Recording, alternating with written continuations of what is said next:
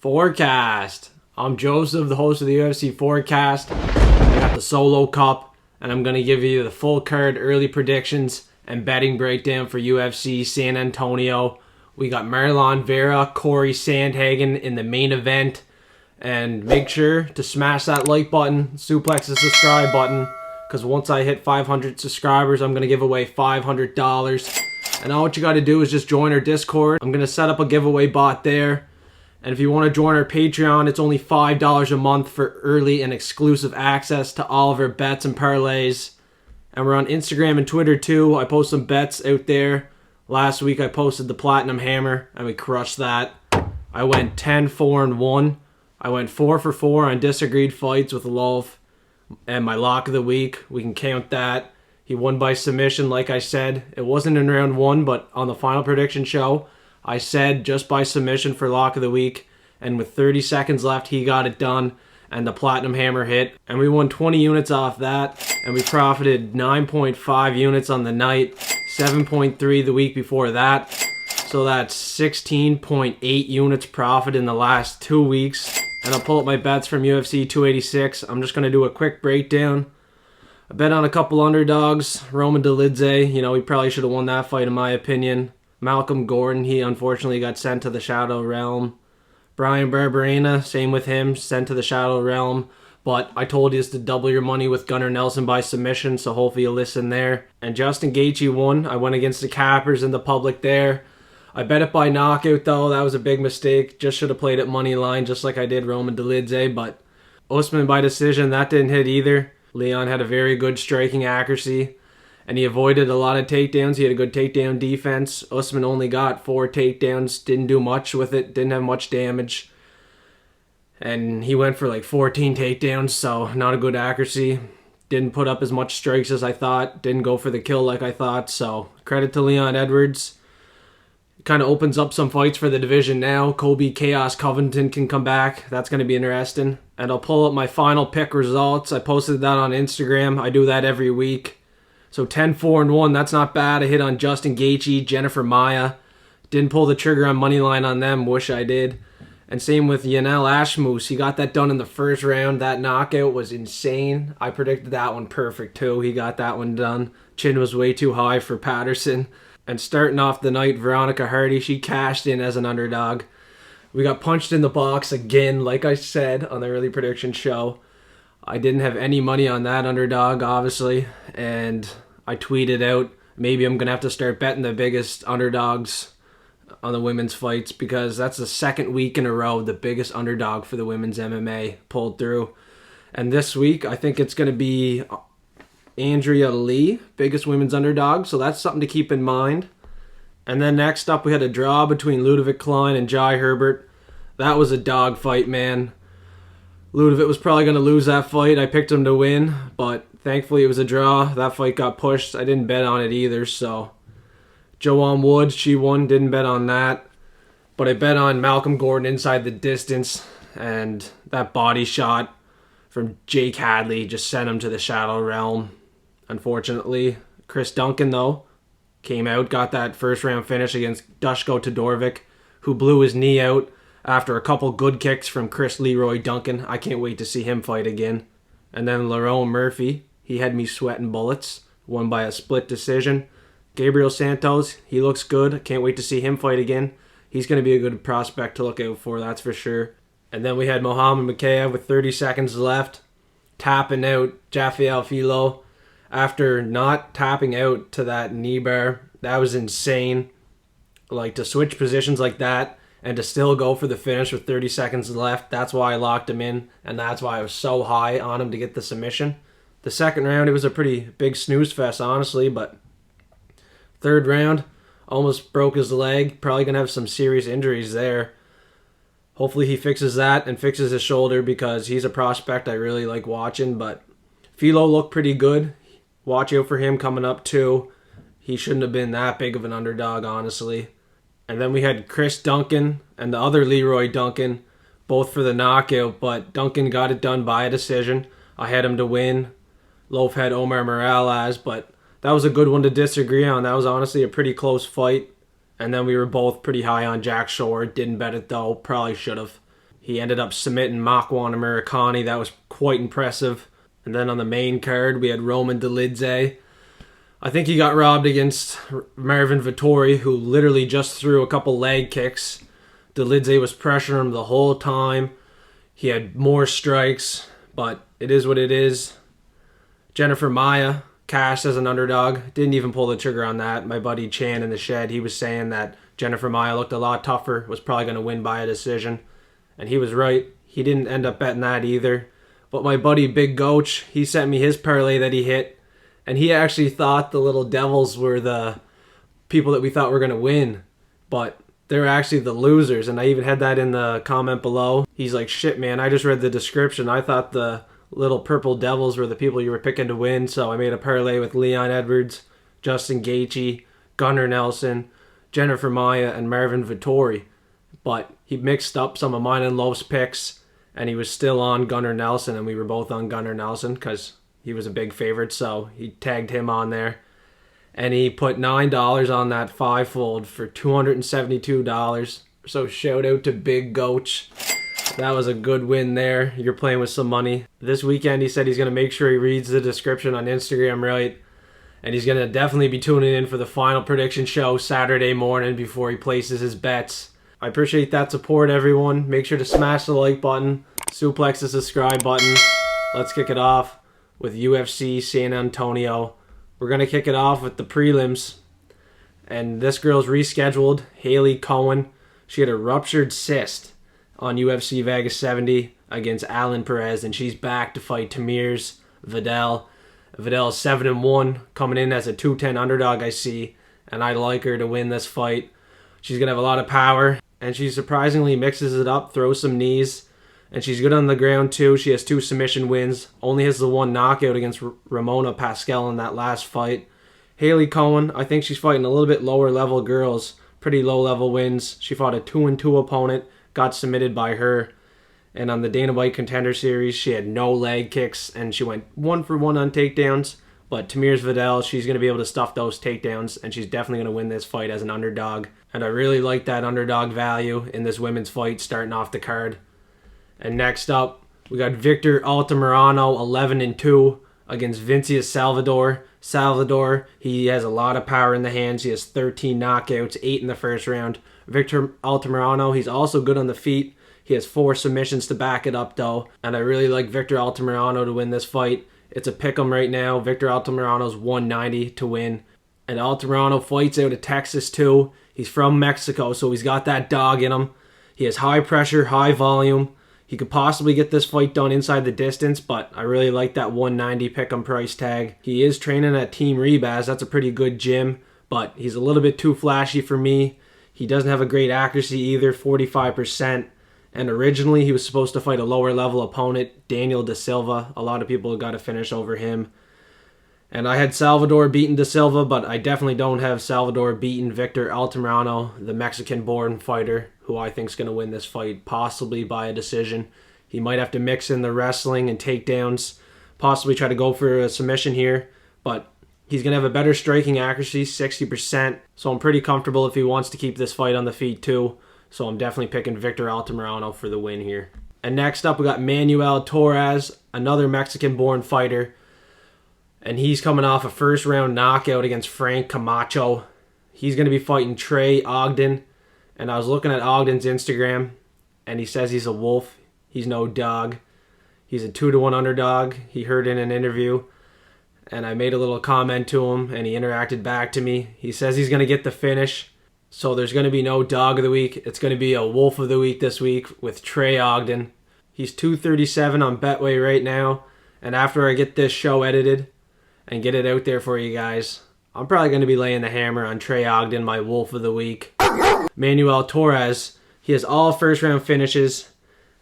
And I think they're pretty low-level opponents. He lost 2 fights by submission in the first round. And it was a 7-3 opponent and a 9-8 opponent. Trey Ogden has 11 submission wins, 6 in the first round. He just beat an undefeated prospect, Daniel Zahubler. He had 40 leg strikes in that fight. And if you want to talk about leg strikes, Vettori just won on leg strikes. Leon probably just won on leg strikes. So this week I wanted to dive deep and try to find a fighter that's going to be putting up a lot of leg strikes to win a fight or to win himself a decision. But I was talking to Trey on Instagram. I'll pull it up again. This guy says he's going to go for the finish, and I'm going to be backing him. I'm going to be laying the hammer on him inside the distance whenever that comes out. But I'm ready to put him in a little parlay with two other favorites I really like on this card. I definitely think this fight should be more of a coin flip. Torres has a padded record. I'm telling you right now, he's not as good as his record shows. Those guys, if you look into them, some of them have negative records. And the guys that beat him were 9-8 and 7-3. Beat him in the first round by submission. Now he's fighting a guy with 11 submission wins. No better than Trey Ogden. He's going to get it done probably by submission, but I got to take that wolf money. Let's get it. And next up, we got a hometown fighter, CJ Vergara. He's from San Antonio. This is a hometown fight for him in front of the crowds. He's 10-4-1. And he's going to be fighting Daniel Da Silva, who lost his last 3 fights, all by finish. 2 of them in the first round. And he missed weight by 3 pounds when he was supposed to fight Vinicius Salvador. He's going to try to make weight again against CJ Vergara. They're giving him a much tougher test. Vergara's coming in as a big favorite here. I think he's going to win by a knockout. He has 6 knockouts. He has never submitted anyone, and he has 4 decision wins. But I'm definitely leaning the knockout. Daniel Da Silva. He's a killer be killed fighter, and I think he's going to get finished again. He's probably on his way out of the UFC. He's not off to a great start. He's lost every one of them. He absorbs a lot of strikes, man. He's just way too wild in there. He's from Brazil. He's training at Shootbox MMA. Pretty good gym with Diego Lima, Charles Oliveira, and the gang, but a 26% striking defense. He's going to get tagged on the feet here against CJ Vergara, who's going to control this fight and definitely get the knockout with that high volume, high pace in front of the crowd. And yeah, he's one of my more confident picks, but he's not my lock of the week because there's another guy with a little bit more value, I think. But CJ's probably going to be on a Platinum Hammer parlay here on Friday, so stay tuned for that. The final prediction show will be out there Friday night, Saturday for you. And like I said, we're coming off back-to-back profitable weeks. We're up 16.8 units. And if you want to join our Patreon, it's only $5 a month. You get exclusive and early access to all of our bets.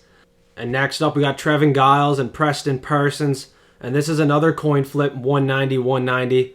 And when I dived into researching Trevin Giles, I seen he had some big wins. Roman Dolidze, Ryan Spann, Brendan Allen. So I kind of really wanted to pick him. But he's going to be fighting a tough opponent, Preston Parsons, who went 4 for 6 on takedowns against Evan Elder. Had 8 minutes control time. And one judge scored at 30-26. The other 2 had at 30-27 for Parsons. He looked really good. Trevin Giles, coming off that decision to Louis Casse, didn't look the best, honestly, but those wins over Dolidze and Spawn, they're going to trick you, that's for sure. He has a 54% striking accuracy. Preston Parsons, 63% striking accuracy. So on the feet, Preston might even be a little bit better, but Preston on the ground, far more better. That's where he's going to strive. He has 9 submission wins. And I definitely think he's going to get this submission. He has 100% takedown defense, so he's not going to get taken down against Trevin Giles. And how to pick him, and how dangerous Preston is on the ground, and how often he's going for those submission attempts, I got to go with Preston Parsons for the win here, and maybe even put a sprinkle on him for a submission. And next up, we got Steven Peterson, and he has the Superman tattoo. That's sick as fuck. Against Lucas Alexander. And Alexander, this guy, another guy that I think has a little bit padded record, low-level wins on there, but he's training with Phil Rowe. That's a good guy to be training with, but Joe Anderson Brito there, dominated him. He only put up 1 strike against Brito, and Steven Peterson, he's going to be a grinder here. He's high volume, he comes forward. He's not the most technical guy, but he has some good wins on there, and against Chase Hooper, a good prospect everybody was kind of looking at. Dominated him, had 8 minutes control time there. I don't think he's going to lose to Lucas Alexander.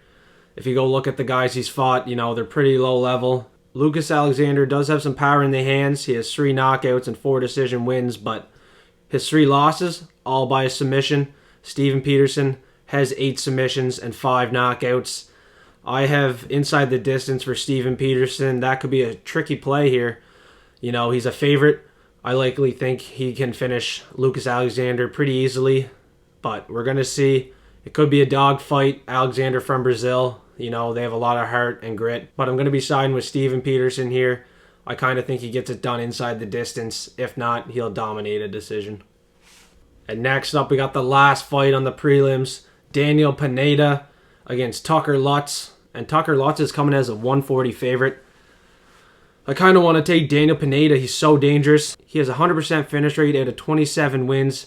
That's impressive as hell. He has 18 submissions and 9 knockouts. He's a kill or be killed fighter, and I think he's going to be the more dangerous fighter for sure in this matchup. Tucker Lutz, I'm not really sure why he's the favorite here. His last fight against Pat Sabatini, he got taken down 5 times, and he only put up 40 strikes. He averages 2 takedowns. He's a wrestler. That's his base, but he has a 66% takedown accuracy, and if he does even get a takedown, I feel like Pineda is going to go for a submission or a knockout. And with that 100% finish rate, I really think he's going to get it done. I do see 2 fights overturned with roids. I don't like to back those fighters, but 275 is a little bit disrespectful for Pineda. I know he gasses out a little bit, but he's going to be super dangerous, super live. He's from Dallas, Texas as well, so this is pretty well a hometown fight for him. I think he's going to maybe cash as an underdog, and for right now, he's going to be my pick inside the distance, Daniel Pineda. And if you haven't yet, make sure to smash that like button, suplex the subscribe button. I really appreciate that support. Now let's kick it off with the main card. My lock of the week, Chidi Bang Bang Njokuani. Sorry, I probably butchered his last name. It's super hard to pronounce. He's a favorite 150, and he opened as an underdog before the Sharps came in and made him a favorite.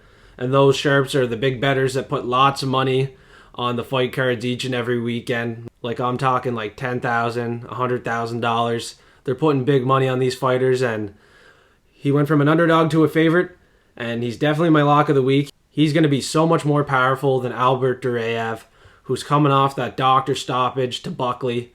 Chidi Bang Bang, I'm surprised the doctor didn't come in and stop the fight with Gregory Rodriguez. That cut was really bad, and I really thought Chidi was going to win that fight, but Gregory stormed back. He's a RoboCop. He got it done, but Chidi, I think he's going to get this one back in the win column, another knockout. He has 14 of them, only 1 submission, and he also went the distance 7 times and picked up victory. But he has a 75% takedown defense. Albert Duraev, who's going to be looking to go to the ground, 2 takedowns averaging, but 21% accuracy. He's not going to do a thing to Chidi, and he's going to end up getting knocked out cold, or the doctor's going to come in and stop this fight. And next up, we got another pretty big underdog, Alex Perez against Manuel Cape. And Cape's coming off that fight to David Dvorak, where Dvorak got 2 takedowns, and Perez is going to be going for the takedowns here.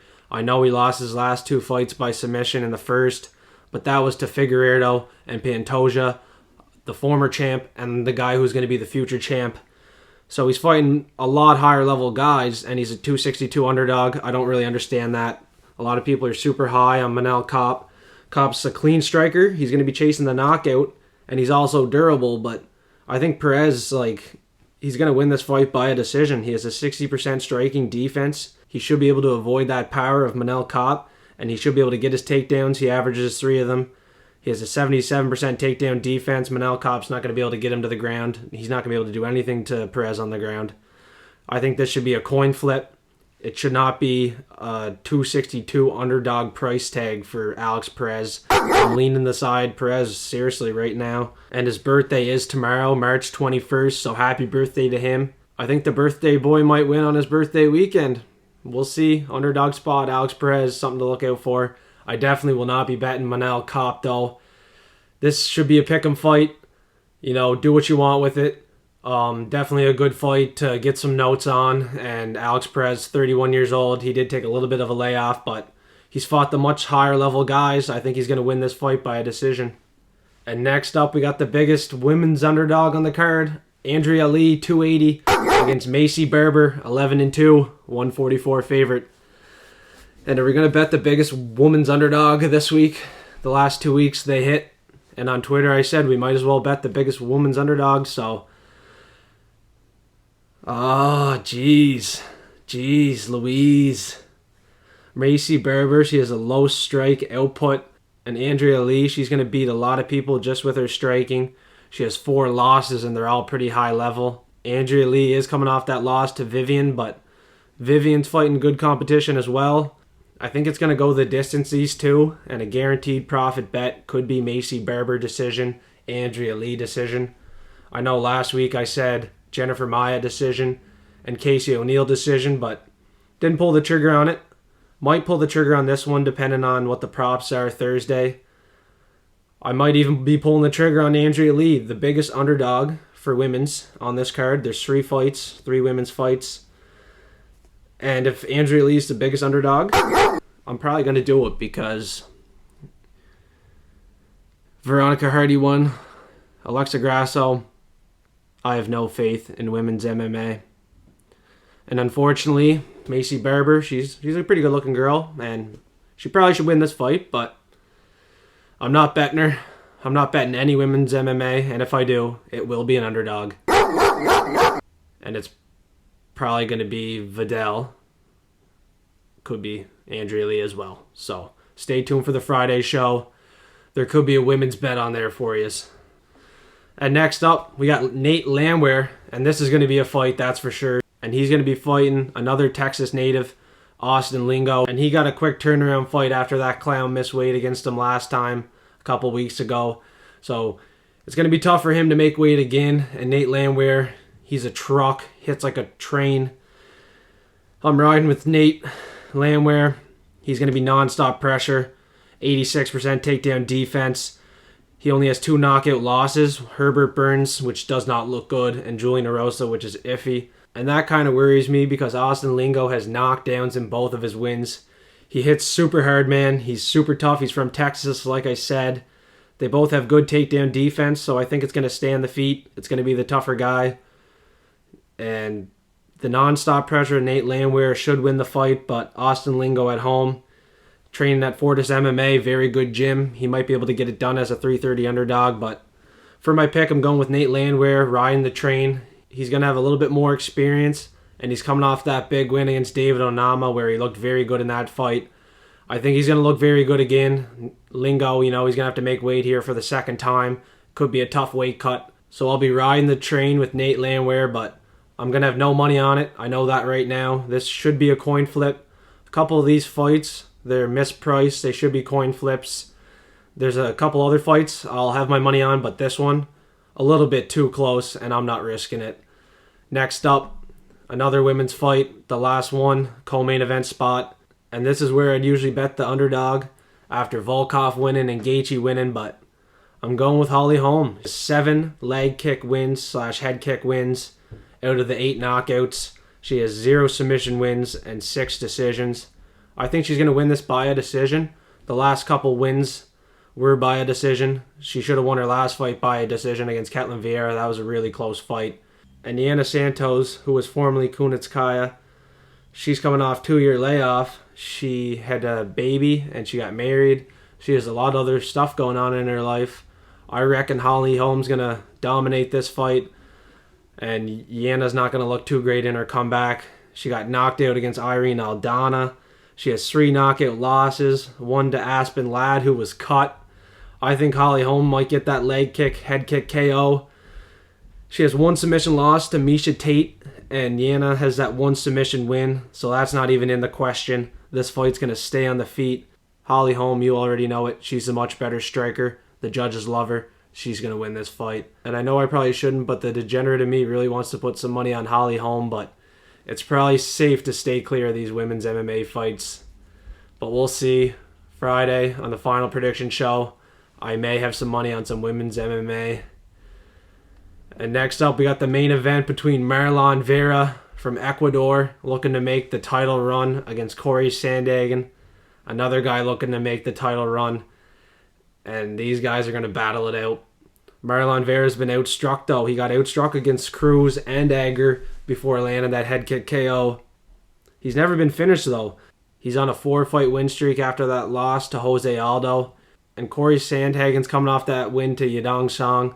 Doctor stoppage. His elbows are like knives, man. They'll slice you open.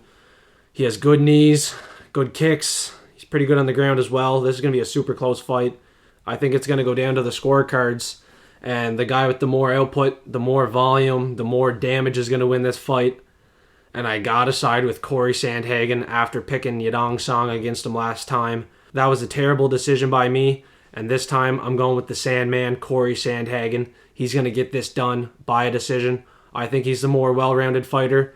I think he's going to put up way more damage, and he's going to outstrike Marlon Vera, which will not surprise me because Dominic Cruz and Frankie Edgar were outstriking Marlon before that lucky head kick KO. And before I wrap up the show, I'll do my locks and dogs one more time. I'm going with Chidi, Bang Bang, Njokuani, a 150 favorite. I think he's going to get it done by a knockout against Albert Duraev, who's coming off that doctor stoppage loss to Joaquin Buckley. And my wolf of the week, originally the dog of the week, it's going to be Trey Ogden, 237 plus money. I think he's going to dominate this fight. And I'll pull up his comment again. He says he's going to get that finish. And it's pretty dope that he commented back to me on Instagram there. I had a few fighters actually comment back before, like Sergey Pavlovich. I said he was the hardest puncher in the UFC. He commented back. Amanda Rebas, she comments back all the time. And her father actually liked a picture or two of mine. So there's been a lot of UFC fighter interaction and UFC coach interaction with the UFC Forecast, which is pretty awesome because the UFC Forecast is still a pretty new channel. And it's operating at a PEI, Prince Edward Island, Canada. And we're still in our first year of the UFC Forecast. So it's great to see the interaction. And it's great to see the subscribers going up too. So don't forget to smash the like button. Suplex the subscribe button. Once I hit 500 subscribers, I'm doing a $500 giveaway. And stay tuned for Friday and Saturday. The final prediction, post weigh-in face-off show. I'll be pulling the trigger on some bets there. And if you want to join my Patreon, it's $5 a month for early and exclusive access to all of my bets. And it opens up some channels to the Discord too. So I'm in the Discord, giving my bets away early to them as well if you're in the Discord. So even if you're not paying $5 a month, you might still get some early bets from me in Discord just from joining. I really appreciate that support, everyone. And once I hit that 500 subscribers, I'm going to set up a giveaway bot in the Discord. So make sure you join it now. And make sure you check us out on Instagram, Twitter, TikTok. We're on all platforms. And we're coming off back-to-back profitable weeks. We're up 16.8 units in the last 2 weeks. So please stay tuned for the post-weigh-in face-off show. We'll watch the face-offs, see who makes weight. We'll pull the trigger on our bets. Cheers, everybody. Have a great week.